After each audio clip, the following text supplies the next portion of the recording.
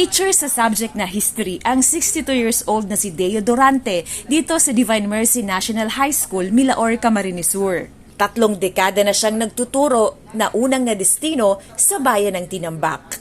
Masipag at masayahin si Sir Deo ayon sa kanyang mga estudyante. Ang sabi ko, parang kahapon lang ko nagsimula kasi kahit nasa retiring age na ako, gusto ko pa rin talaga magturo.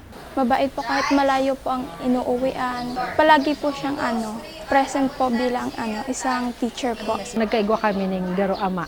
Digdisa mo yung eskwelahan na madali mo siyang ranihan. Ehemplo ng kasipagan, bukod sa pagiging guro, maraming sideline sa Sir Deo. Manunulat din siya sa dyaryo, mga lokal na tabloid at kasalukuyang editor ng isang online newspaper. Yung hindi natin na i-voice out na sa pamamagitan ng pagsulat ay nailalabas natin. At dahil galing sa angka ng mga manghihilot, masahista rin siya kung gabi. Namana niya raw ito sa kanyang ama. More on bones kami, pero hindi kami nagkrakrak kasi delikado yan. Walang sinasayang na oras. Nitong kasagsagan ng pandemya, nag-umpisa naman siyang magtinda ng mga lutong Bicolano. Siya rin mismo ang naghahatid ng mga ito sa kanyang mga suki. Pag may order lang, that's the time ako gumagawa. Bukod pa yan sa pagtatanim ng gulay tuwing may pagkakataon.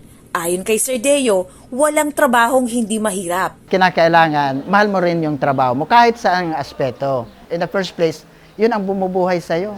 Nakapagpaaral si Sir Deo ng 3 mga anak. Isa sa kanila, kumukuha ng abugasya. Andyan siya lagi. Hindi niya kami pinabayaan kahit medyo mahirap ang buhay. Pero hindi niya pinaramdam sa amin, sa akin na naghihirap kami.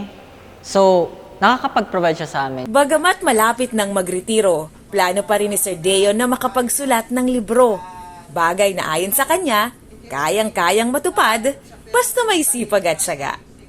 May Dumaano, CSN.